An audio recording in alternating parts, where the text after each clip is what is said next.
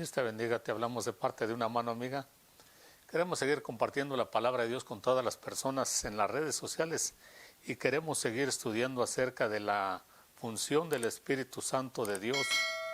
Hemos mencionado en el capítulo 7 del Evangelio de San Juan, versos 37 y 38, donde el Señor dijo, dice la palabra de Dios, que se levantó en el último y gran día de la fiesta y exclamó, para que lo pudieran escuchar bien: si alguno tiene sed, venga a mí.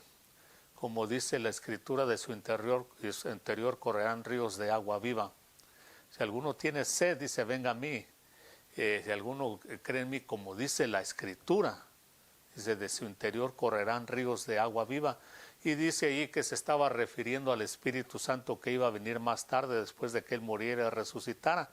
Porque los ríos de agua viva, pues es el Espíritu Santo de Dios, es la gracia de Dios.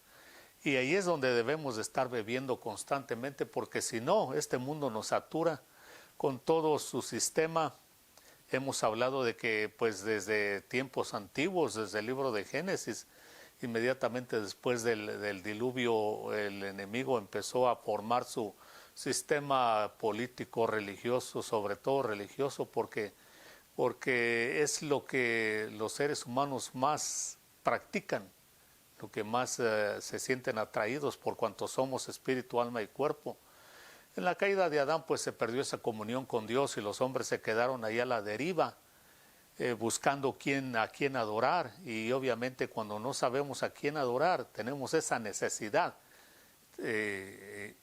y entonces alguien pues se va a acercar y nos va, en este caso el enemigo se acercó, el mismo que engañó a Adán y Eva, pues les dijo, bueno, pues adoren esto, adoren estatuas, adoren el ejército de los cielos, el sol, la luna, las estrellas, y hasta la fecha eso es lo que mucha gente que no adora a Cristo, que no conoce al Dios verdadero, es lo que adoran. Y por eso hemos hablado del Salmo 137, donde habla de los ríos de Babilonia, porque Babilonia es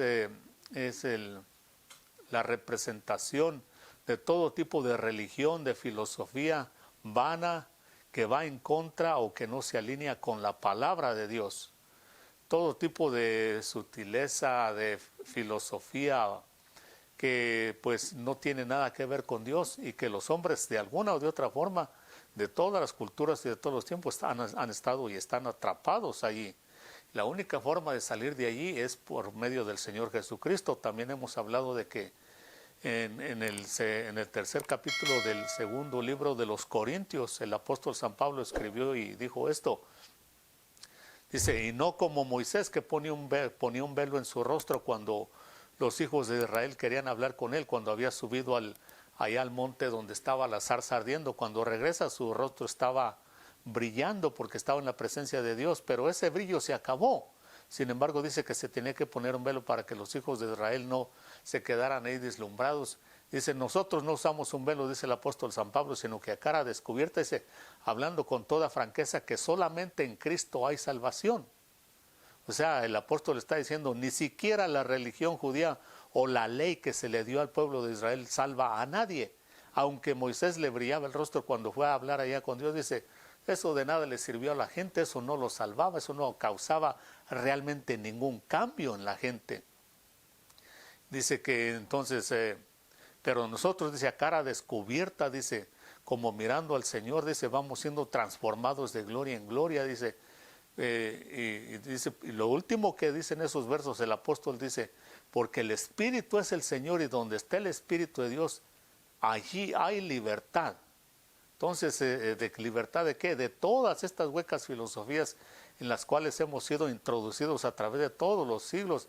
El apóstol San Pedro escribió en una ocasión y dijo que nuestra vana manera de vivir, vana manera, nuestro estilo de vida que no sirve delante de Dios, no le trae ningún placer a Dios, y sin fe es imposible agradar a Dios. Y si no agradamos a Dios, estamos perdidos. Podemos agradar a toda la gente que nos rodea, pero si no agradamos a Dios, estamos perdidos y vamos a acabar igual que Satanás, condenados. Entonces, dice, donde está el Espíritu de Dios, allí hay libertad. Libertad de todo esto de lo cual hemos sido saturados, de este estilo de vida, de vivir vano, que el ser humano vive constantemente bebiendo, ingiriendo estos ríos de Babilonia. En el libro de Apocalipsis hemos hablado, capítulo 17 y 18 dice que los reyes de la tierra cometieron a actos de inmoralidad con este sistema religioso, político y económico, donde pues los gobiernos y los seres humanos hacen lo que le dijo el diablo al Señor Jesucristo en el capítulo 4 de San Mateo y de Lucas también, donde le dijo: si te postras delante de mí, pues te voy a dar todos estos reinos con toda la gloria de ellos, con todo su sistema económico, religioso, político, que son las tres ramas que gobiernan los seres humanos desde siempre.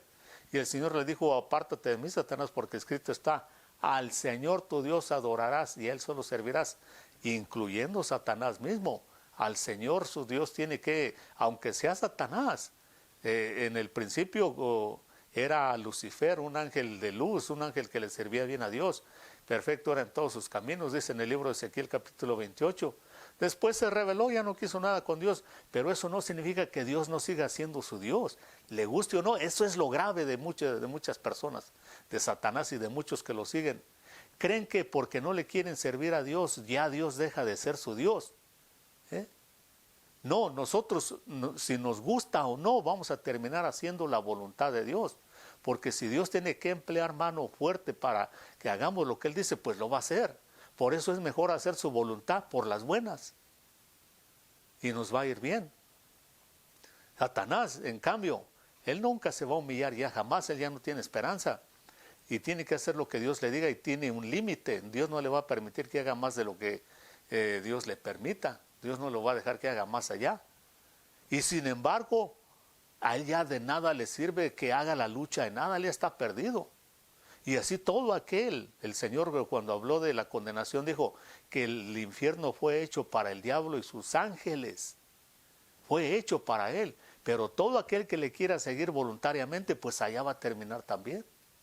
Y él por eso alimenta a los seres humanos todos los días a través de sus sistemas, especialmente del religioso. Vea entonces lo que dice el apóstol San Pablo, escribió esto a los Gálatas. A los Gálatas escribió esto y vea, algo para que aprendamos aquí.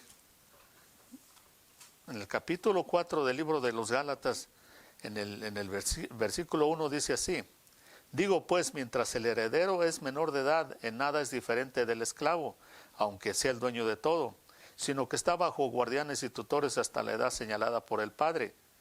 Así también nosotros cuando éramos niños, estábamos sujetos a la esclavitud, bajo las cosas elementales del mundo.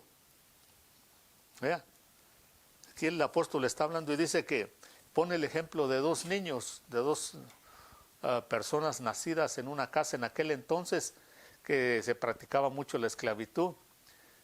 Normalmente los hijos de los esclavos pues nacían allí mismo y crecían juntamente con el niño que fuera de los dueños, de los amos. Entre siendo niños no había ninguna diferencia. El niño que era el hijo del amo no podía decirle al otro, pues me tienes que obedecer. No, eran niños inocentes. Podían comer juntos, podían jugar juntos, pero dice que hasta la edad señalada, dice, por el Padre, dice, y así nosotros, el apóstol está hablando aquí a los Gálatas, una iglesia que él fundó en aquel siglo, en el primer siglo, dice así nosotros, cuando no conocíamos a Cristo, dice, éramos esclavos de todas las cosas elementales del mundo. Y ahora es como en esta versión, como lo traduce, las cosas elementales del mundo.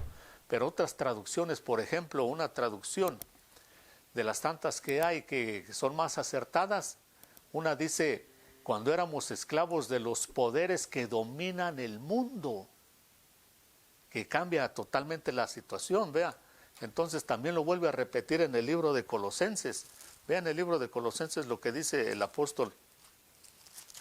Aquí también hablando de eso.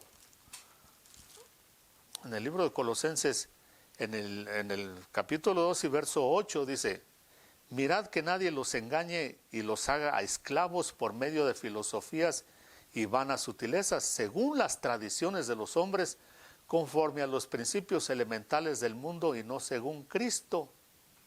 Aquí lo vuelve a repetir. Tengan cuidado de que nadie los vaya a esclavizar según las cosas elementales del mundo y según las tradiciones de los hombres y no según Cristo. Que tenemos que estar, vea, y aquí pues en la forma que lo traducen, las cosas elementales del mundo realmente significan los poderes que dominan este mundo. ¿Y por qué menciona tradiciones y todo eso aquí? Porque no todas las tradiciones de todas las culturas son malas, pero a través de una tradición, acuérdese que en una ocasión el Señor le reprochó muy duramente a los escribas y fariseos, porque dice que en una ocasión los discípulos, los apóstoles, no se lavaron las manos para comer. Ellos se escandalizaron y le dijeron, ¿por qué tus discípulos no se lavan las manos para comer? Que si bien eso ayuda a la higiene, pero eso no hace ningún cambio en el ser interior, en el espíritu. Y el Señor le reprochó y les dijo, ok, entonces si eso es lo que a ustedes solamente les importa, lo exterior, entonces díganme ustedes, ¿por qué han cambiado la palabra de Dios por sus tradiciones? ¿Qué es más importante, una tradición o la palabra de Dios? Una tradición no me puede dar vida espiritual, por muy buena que sea, y no todas son malas, volvemos a repetir. Pero si vamos a cambiar la palabra de Dios por tradición, estamos perdidos. Y es aquí lo que está diciendo el apóstol San Pablo. Si ustedes cambian la palabra de Dios por sus tradiciones, dice, se van a volver esclavos del mundo, de la gente, de los poderes que dominan este mundo. ¿Quiénes son los poderes que dominan este mundo? El diablo. Y lo ha instituido en sistemas, especialmente el religioso. Ellos son los ¿por qué? Porque el diablo sabe bien que cuando él es capaz de introducir una tradición en una cultura, en una civilización, la gente se apega tanto a eso que le dan más valor que la palabra de Dios, como los escribas y fariseos. Por ejemplo, miren, una tradición que hasta la fecha la podemos ver y que tiene siglos de siglos y que empezó porque el diablo vio el efecto que esto hizo y le funcionó, es el vino, el abusar del vino. Noé se emborrachó allá y perdió el control, y a causa de eso uno de sus hijos fue y lo vio desnudo allí. Pues fue un pecado grave eso, y Noé tuvo que maldecir a su propio hijo, pero realmente él fue el que empezó, el que perdió el control, porque fue y se emborrachó.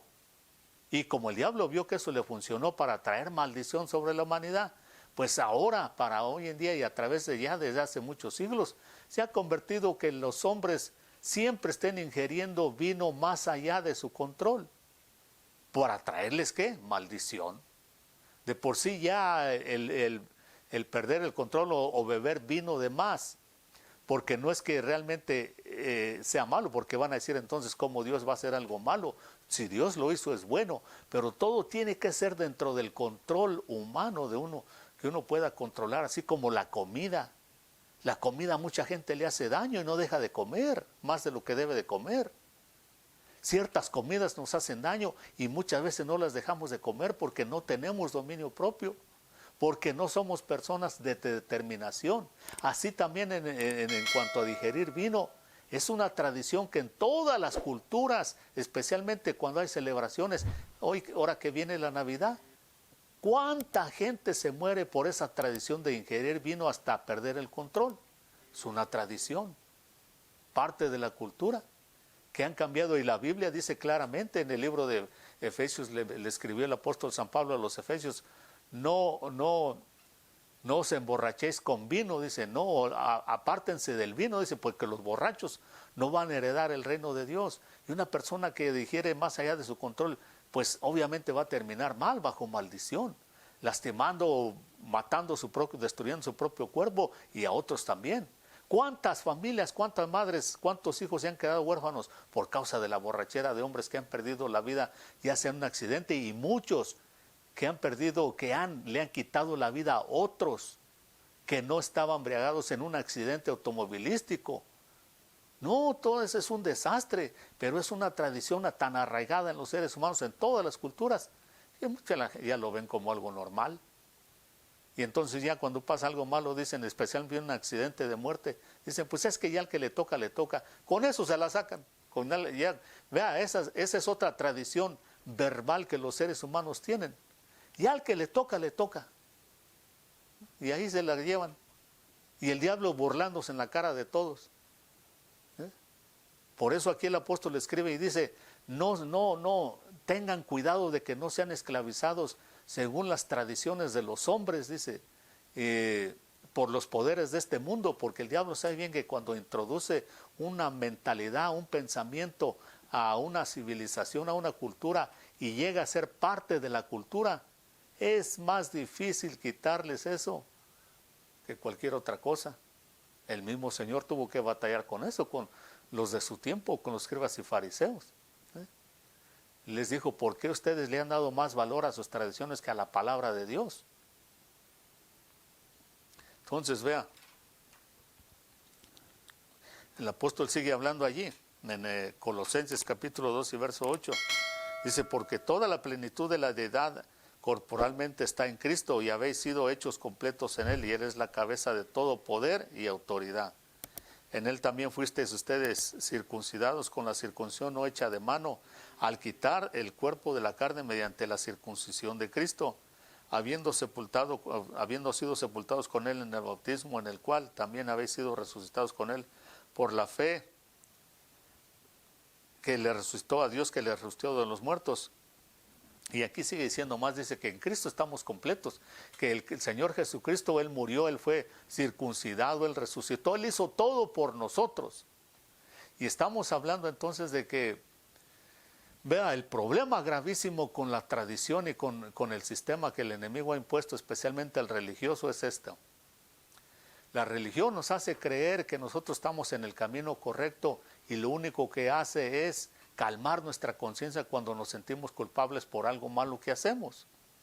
Eso es lo malo de la religión. Solo nos mantiene allí creyendo que haciéndonos creer que estamos en el camino correcto y al final nos encontramos con la muerte. Hemos hablado de este proverbio que dice que hay caminos que al hombre le parecen caminos derechos, pero al final son caminos de muerte. Lo que hace la religión realmente y toda hueca filosofía que no va de acuerdo a la palabra de Dios es quitar la esperanza de los seres humanos, la esperanza de tener una vida mejor, de vivir una vida buena, de provecho, con propósito aquí en este mundo y en el futuro la vida eterna. Eso es lo malo de todas estas huecas filosofías, todo este sistema que el enemigo ha impuesto. Quitar la esperanza, porque la única forma que podemos tener esperanza de esto es en Cristo Jesús. Eso es lo malo, y cuando se quita la esperanza, escuche, no hay ya razón para vivir, y por eso en este tiempo más que nada mucha gente solamente piensa en suicidarse, en quitarse la vida.